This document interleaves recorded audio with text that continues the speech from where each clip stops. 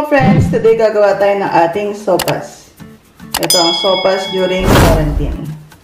Gagamit tayo ng macaroni noodles, isang maliit na carrot, 5 cloves of garlic, 1 small onion, 1 teaspoon salt, black pepper, pantimpla natin.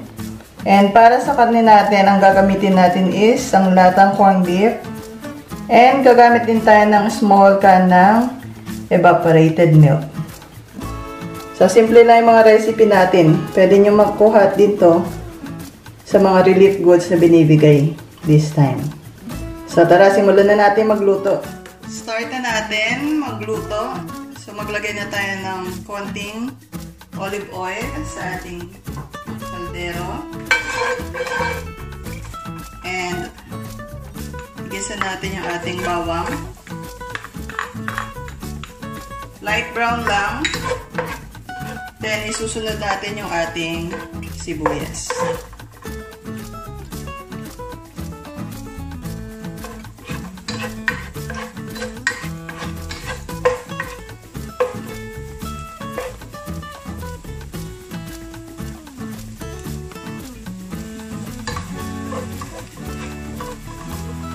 Next, yung ating sibuyas.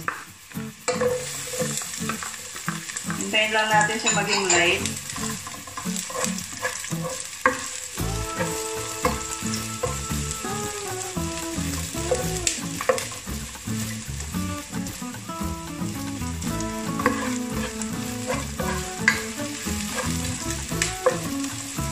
Now, pwede na natin ilagay yung ating corned beef.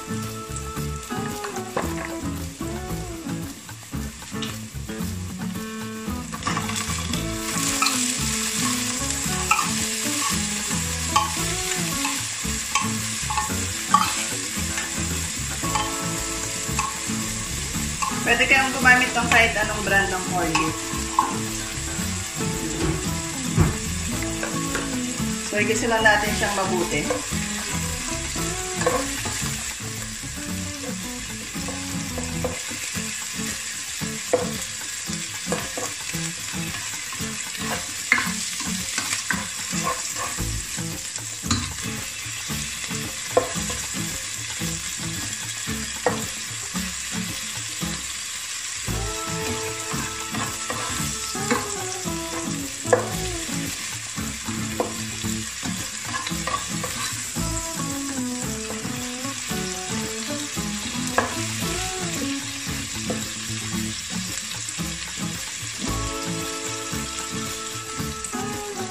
Lagyan natin ng paminta.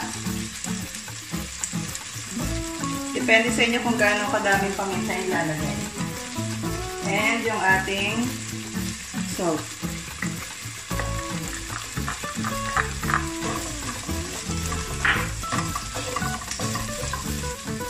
And gisa lang natin siya mga 2 minutes.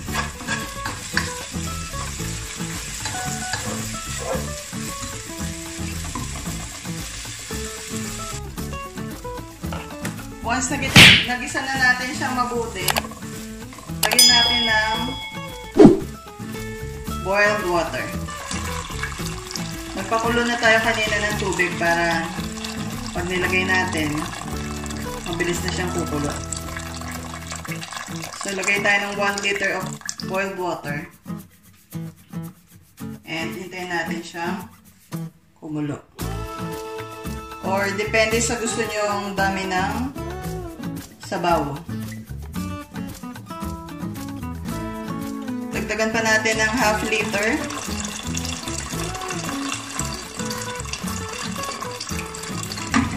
And hintayin natin kumulo yung ating tubig.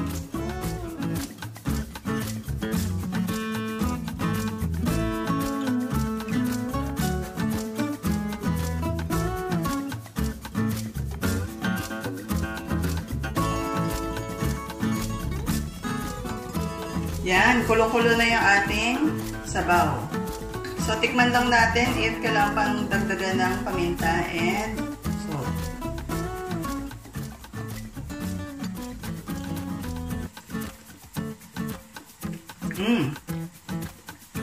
Sakto na. So, adjust nyo lang sa panlasa nyo kung gusto nyo pang more salt and pepper. So, since maliit lang yung ating corned beef, gagamit tayo ng macaroni noodles, mga 250 grams.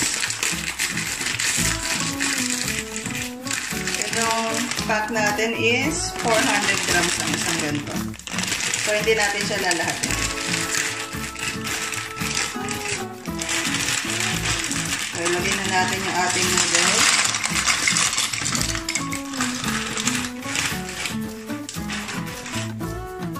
And, haluin lang natin para hindi siya dumikit sa ilalim.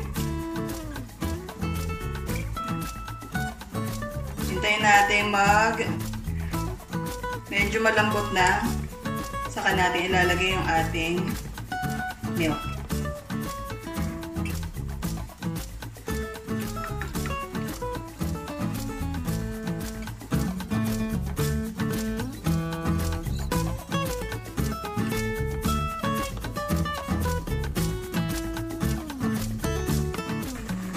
Check natin yung ating noodles. So, pakulan lang muna natin siya ang mga 6 minutes. And check natin if medyo malambot na siya. Ayan. Medyo malambot na yung ating noodles. And yung sabaw natin, nag-evaporate. So, dadagdagan lang natin siya. Now, pwede na natin ilagay yung ating evaporated milk. I-shake lang natin siyang mabuti bago natin ilagay.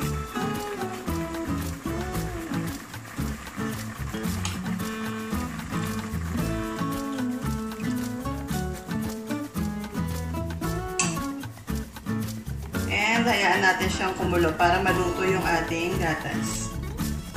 Lalagay na rin natin yung ating carrots.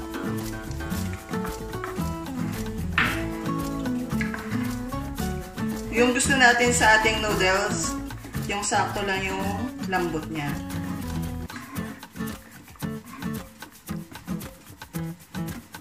So, yan, natin siyang kumulo. And dagdagan natin ng konting tubig pa. Dagdagan natin mga 1 cup.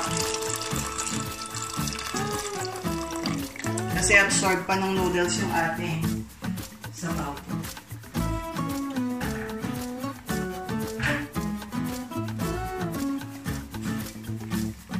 So, adjust nyo lang sa gusto nyo yung dami ng sabaw yung inyong sopas. Pero syempre, pag sopas, gusto natin may sabaw siya. So, pakulan lang natin siya for 5 minutes. And luto na yung ating sopas.